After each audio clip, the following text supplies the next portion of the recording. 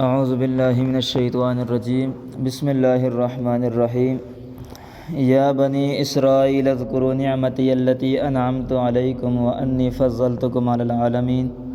واتقوا یوما لا تجزی نفس عن نفس شیئا ولا يقبل منها شفاعۃ ولا یؤخذ منها عدل ولا هم ینصرون۔ گزشتہ رکوع کے اندر اللہ رب العزت نے بنی اسرائیل کا تذکرہ کیا، اور یہاں پر اس رکوع کے اندر بھی اللہ رب العزت بنی اسرائیل کے اوپر جو اللہ رب العزت کی نعمتیں نازل ہوئیں ان کا ذکر فرما رہے ہیں، اور اس سے اگلے رکوع کے اندر بھی تقریباً بنی اسرائیل ہی کا تذکرہ ہے۔ فرمایا کہ یا بنی اسرائیل اذکروا، اے اسرائیل کی اولاد مجھے یاد کرو، نعمتی جو میری نعمتوں کو، نعمتی التی انعمت علیکم جو میں نے تمہارے اوپر نازل کی، تمہارے اوپر جو نعمتیں میں نے کی، وانی فضلتکم علی العالمین اور تمہیں فوقیت دی پورے عالم کے اوپر، تو پورے عالم کے اوپر فضیلت دی۔ اس سے بڑھ کر اور فضیلت کیا ہو سکتی ہے؟ باطنی طور پر اللہ رب العزت نے فضیلت ایسی دی کہ بنی اسرائیل کے اندر کئی پیغمبر پیدا ہوئے، اور ظاہری طور پر بھی اللہ رب العزت نے ان کو بے شمار نعمتیں نازل کیں، جیسے کہ من و سلوہ کا نزول ان کے اوپر، اور اسی طریقے سے اور بھی بہت ساری نعمتیں، جیسا کہ دریا کا ان کے سامنے، دریا کے بیچ میں سے راستہ نکالنا، یہ اللہ رب العزت نے کئی ان کو ظاہری نعمتیں عطا کی، اور اسی طریقے سے باطنی نعمتیں تو بے شمار ہیں۔ تو اللہ رب العزت نے فرمایا کہ میں نے تمہیں عالم کے اوپر فضیلت دی۔ واتقوا یوما لا تجزی، آگے اللہ رب العزت فرماتے ہیں کہ ڈرو تم اس دن سے کہ جس دن یوم لا تجزی نفس عن نفس، کہ کوئی نفس کسی نفس کی کفایت نہیں کر سکے گا، شیئا ولا يقبل منها شفاعۃ ولا يؤخذ منها عدل ولا هم ينصرون، کہ فرمایا کہ اس دن نہ کوئی چیز تمہیں کام آئے گی، اور نہ کوئی کسی کی سفارش کر سکے گا، اور نہ کوئی کسی سے کوئی جرمانہ لے کر اس سے کوئی چھوٹ ملے گی، اور نہ ہی اس دن کسی کی کوئی مدد کی جائے گی۔ یہ اللہ رب العزت قیامت کی طرف اشارہ کر کے فرماتے ہیں کہ قیامت والے دن نہ کسی سے کوئی ضامن ٹھہر سکے گا کسی کی جگہ، نہ کوئی کسی کی جگہ ضمانت دے سکے گا، اور نہ ہی کوئی کسی کی جگہ سفارش کر سکے گا، اور نہ ہی اس کو کوئی چیز کام آئے گی، اور نہ ہی اس کی کوئی مدد کرنے والا وہاں پہ ہوگا، اور نہ اس کا کوئی جرمانہ لے کر اسے چھوڑا جائے گا۔ دنیا کے لحاظ سے یہی چیزیں ہوتی ہیں، اگر انسان کسی جگہ پکڑا جاتا ہے تو یا تو اس کا کوئی ضمانتی بن جاتا ہے، یا تو اسے جرمانہ لیا جاتا ہے، یا ایسا کوئی بڑا شخص اس کی آگے سفارش کر جاتا ہے کہ جس کی وجہ سے اس کو چھوٹ مل جاتی ہے، تو یا اس کے کسی اور طریقے سے مدد کی جائے گی۔ تو اللہ رب العزت فرماتے ہیں کہ وہ اس دن، قیامت والے دن، اللہ رب العزت کے علاوہ کوئی ان کا مددگار نہ ہوگا، اور نہ کوئی ان کی جگہ کوئی اس طریقے ضمانت دے سکے گا، نہ ہی ان کی اللہ رب العزت کے علاوہ کسی اور طریقے سے کوئی مدد کر سکے گا۔ آگے اللہ رب العزت نے بنی اسرائیل کے اوپر ایک نعمت کا تذکرہ کیا کہ وَإِذْ نَجَّيْنَاكُم مِّنْ آلِ فِرْعَوْنَ، اور جب ہم نے تمہیں نجات دی فرعونیوں سے۔ فرعون کہتے ہیں بادشاہ کو، اور جو موسیٰ علیہ السلام کے دور کا جو بادشاہ تھا یہ بڑا ظالم تھا، اور اس نے بہت سارے بچوں کو ذبح بھی کیا، اور اسی طریقے سے بہت سارے ظلم کیا۔ اللہ رب العزت آگے تذکرہ کر رہے ہیں کہ وَإِذْ نَجَّيْنَاكُم مِّنْ آلِ فِرْعَوْنَ، ہم نے نجات دی تمہیں فرعونیہ سے، يَسُومُونَكُمْ سُوءَ الْعَذَابِ، وہ تمہیں عذاب دیتے تھے، برا عذاب تمہیں دیتے تھے، يُذَبِّحُونَ أَبْنَاءَكُمْ، اور تمہارے بیٹوں کو ذبح کرتے تھے۔ علامہ شاہ عبد العزیز محدث دہلوی رحمہ اللہ تفسیر عزیزی کے اندر لکھتے ہیں کہ اس فرعون کے متعلق آیا ہے کہ اس نے تقریباً 12,000 کے قریب بچوں کو ذبح کیا، اور اسی طریقے سے ایک اور مفسر لکھتے ہیں کہ تقریباً 70,000 کے قریب، یہ بنی اسرائیلیوں کی بہت بڑی تعداد تھی، تو ان کا بہت بڑا قبیلہ تھا۔ تو جس وقت نجومی نے یہ اطلاع دی فرعون کو کہ اس 2-3 سال کے اندر ایک بچہ پیدا ہوگا جو تیری حکومت کے زوال کا سبب بنے گا، تو اس نے ایسا کیا، کہا کہ جتنی بھی عورتوں کی ایک ٹیم بنائی، کہا کہ جتنی بھی حاملہ عورتیں ہیں ان کی نگرانی کی جائے، اور جو بچہ پیدا ہو اس کو ذبح کر دیا جائے، اگر بچی پیدا ہو تو اس کو چھوڑ دیے جائے گے۔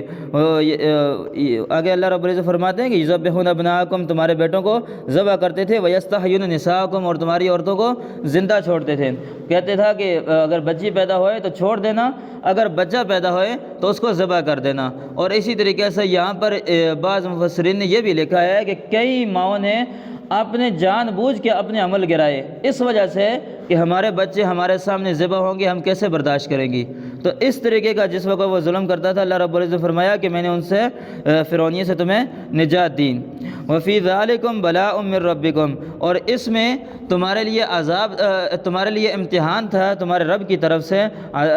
من ربکم عظیم، بڑا امتحان، یعنی تمہارے لیے اللہ رب العزت کی طرف سے بہت بڑا اس معاملے کے اندر امتحان تھا۔ وَإِذْ فَرَقْنَا بِكُمُ الْبَحْرَ، آگے اللہ رب العزت فرماتے ہیں کہ ہم نے تمہارے لیے پھاڑا سمندر کو،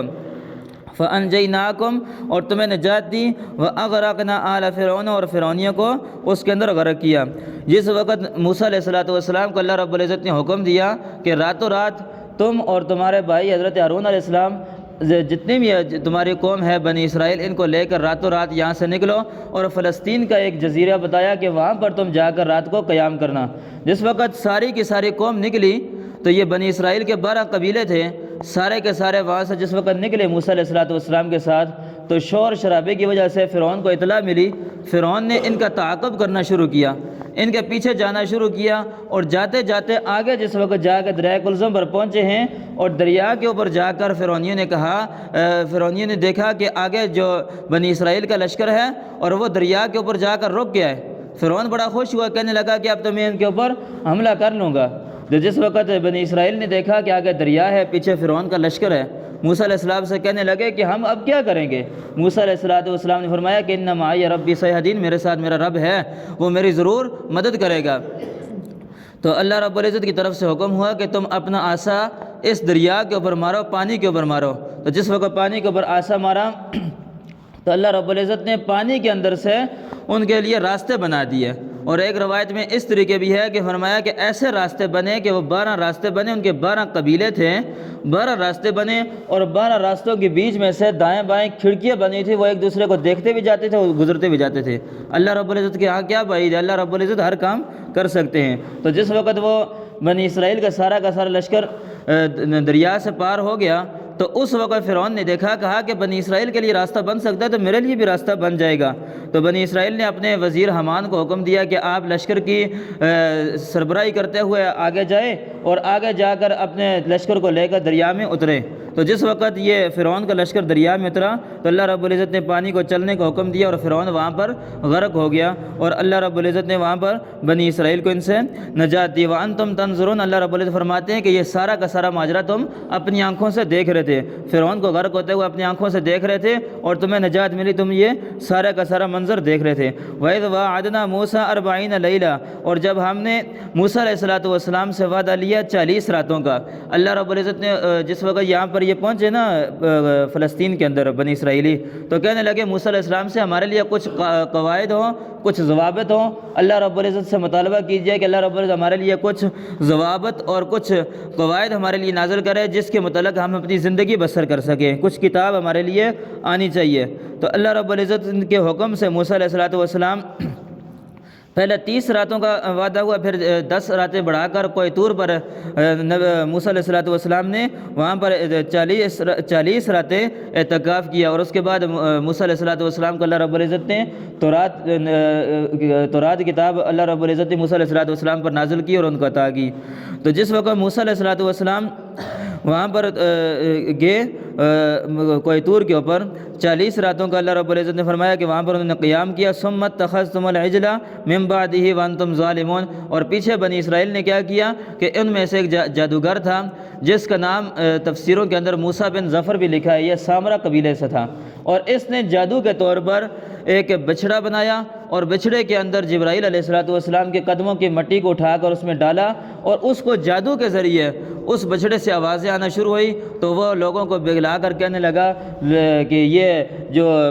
بچھڑے سے آوازیں آ رہی ہیں یہ تمہارا معبود ہے، اس کی تم پوجا کرو۔ تو بنی اسرائیل نے اس کی پوجا شروع کر دی۔ تو جس وقت موسیٰ علیہ السلام واپس آئے تو بنی اسرائیل جو ہیں وہ کچھ قبیلے جو ہیں وہ بچھڑے کی پوجا کر رہے تھے، تو وہاں پر اللہ رب العزت کے پیغمبر حضرت موسیٰ علیہ السلام نے حضرت ہارون علیہ السلام کو اس بات سے پوچھا کہ جیسا قرآن مجید کے اندر دوسری جگہ ارشاد ہے کہ حضرت موسیٰ علیہ السلام نے حضرت ہارون علیہ السلام کی داڑھی اور سر کے بال کو پکڑا اور کہا کہ آپ نے یہ کیا کیا؟ کہ آپ نے ان کو سمجھایا نہیں؟ تو حضرت ہارون علیہ السلام نے فرمایا کہ میں نے ان کو سمجھانے کی کوشش کی، یہاں تک کہ یہ اس کے قریب تھا کہ یہ مجھے قتل کر دیتے، تو اتنے تک پہنچا تھا۔ تو پھر اللہ رب العزت نے آگے فرمایا کہ وانتم ظالمون، تم تھے ظالموں میں، ثم عفونا عنکم من بعد ذالک، پھر ہم نے اس کے بعد تمہیں معاف کیا، لعلکم تشکرون، تاکہ تم شکر ادا کرو، میرا شکر ادا کرو۔ وَإِذْ آتَيْنَا مُوسَى الْكِتَابَ وَالْفُرْقَانَ، اور ہم نے دی موسیٰ علیہ السلام کو کتاب، ایسی کتاب والفرقان جو حق اور باطل کے درمیان فرق کرنے والی ہے، لعلکم تہتدون، تاکہ تم ہدایت پر آ جاؤ۔ آگے انشاءاللہ کل بات کریں گے۔ اللہ رب العزت ہم سب کو عمل کرنے کی توفیق عطا فرمائے۔